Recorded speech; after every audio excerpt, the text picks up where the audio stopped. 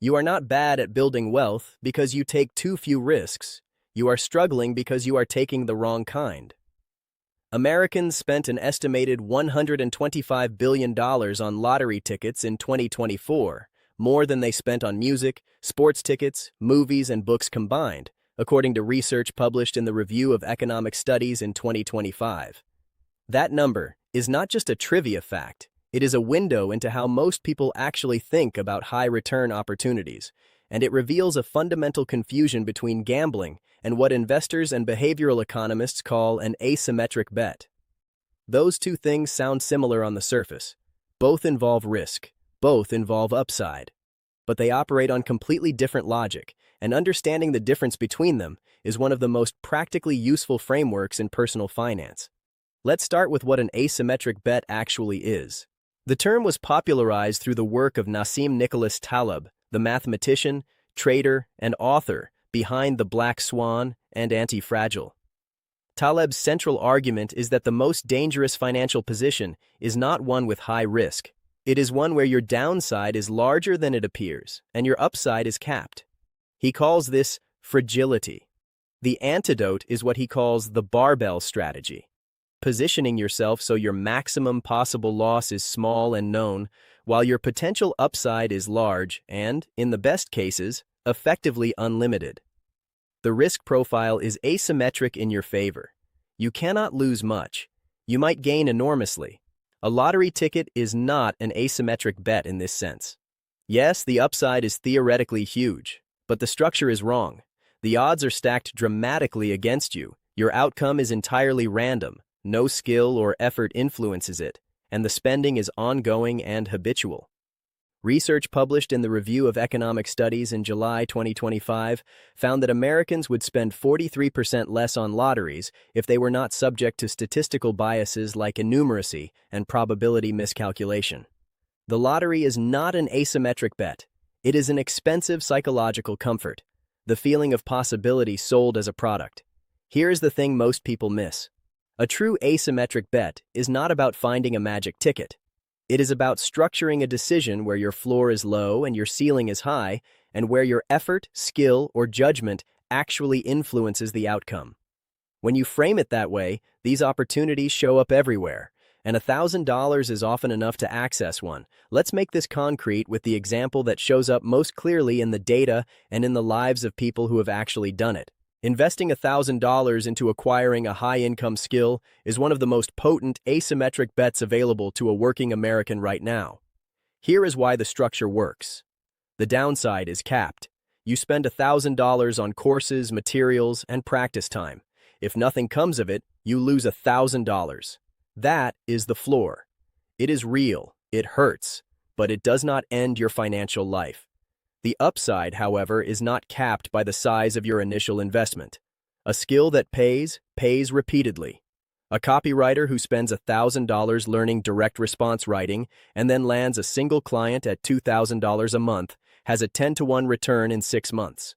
A freelance data analyst who spends that $1,000 on Python and SQL training and then charges $3,000 for a single project has crossed the 10 times threshold before the year is out. The gig economy data supports this. A 2025 LendingTree survey found that the average side hustle earned around $1,200 per month, with significant variability based on the skill level of the person running it. The top earners, the ones pulling $5,000 to $10,000 or more per month, are almost uniformly people who invested in a marketable skill rather than just their time. The people doing delivery driving or task-based gigs trade hours for dollars. The people who learned something, copywriting, video editing, web development, AI prompt engineering, sales funnel design, trade value for dollars. Value scales. Hours do not. This is where the behavioral side of this conversation gets important. Daniel Kahneman's research on prospect theory showed that losses feel approximately 2 to 2.5 times more painful than equivalent gains feel pleasurable. That asymmetry in how we experience outcomes drives most people toward the illusion of safety, doing nothing that could result in a loss, staying in average jobs, avoiding investments in themselves because the $1,000 spent feels more painful than the potential return feels appealing. The result is that the average American significantly underinvests in their own skills and earning capacity, even when the math clearly favors doing so. Ramit Sethi, the personal finance author and behavioral coach, has written extensively about what he calls invisible scripts, the unconscious beliefs people hold about money and opportunity that keep them from acting. One of the most common is the belief that real wealth is built by people who had advantages you did not, or who got lucky in ways you cannot replicate. The asymmetric bet framework directly challenges that script because it reframes wealth building from luck-based to structure-based. The question is not whether you get lucky. The question is whether the thing you are spending money on has a structure where your downside is bounded and your upside is large. That question can be asked and answered by anyone. Let's talk about what commonly goes wrong, because most people who understand this in theory still fail to execute it in practice. The first mistake is picking the wrong vehicle. Not all skill investments are equal. $1,000 spent on a niche that has no income pathway, a hobby-turned-expensive course with no clear client base, is not an asymmetric bet. It is just spending. Before you invest, you need to verify that people are paying for this skill right now. Go to Upwork, Fiverr, or LinkedIn and search for the skill you are considering. If there are active job postings or client listings with real budget attached, the market is telling you something real. The second mistake is confusing an asymmetric bet with a speculative punt. This comes up especially when people conflate what we are talking about here with buying highly speculative assets, things where the outcome is essentially random, where your judgment has no real influence, and where the platform or the market controls whether you win or not. Those are not asymmetric bets in the Taleb sense. A bet where you have no edge and no skill influence is symmetric at best and negatively asymmetric at worst. You want bets where your behavior and your competence materially affect the outcome. The third mistake, and this one is the most expensive, is the failure to actually deploy the skill after acquiring it. This is where psychology does the most damage. You spend the $1,000, you learn the skill, and then fear of failure or fear of rejection keeps you from taking the first client or pitching the first project. The skill sits dormant and the bet goes unleveraged. Behavioral economists call this the intention-action gap. You intend to act, you prepare to act, but you do not act. The gap is bridged by commitment devices, making the action easier to start than to avoid. Put the deadline on the calendar. Send the first outreach message before you feel ready. Make yourself accountable to someone whose opinion of you matters. Now here is the concrete step that belongs in your calendar this week. Take 2 hours and run what might be called a skill audit.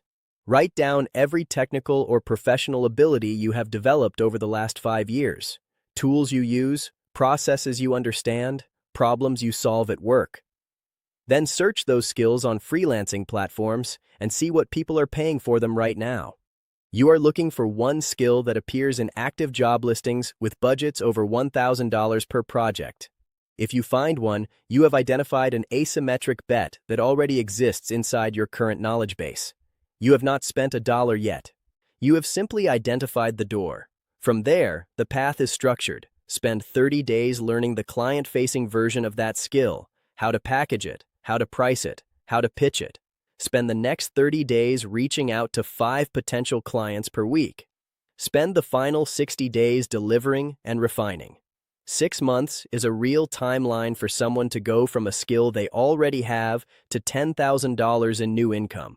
Not a guarantee, not a certainty, but a structurally plausible path with a known floor and an open ceiling.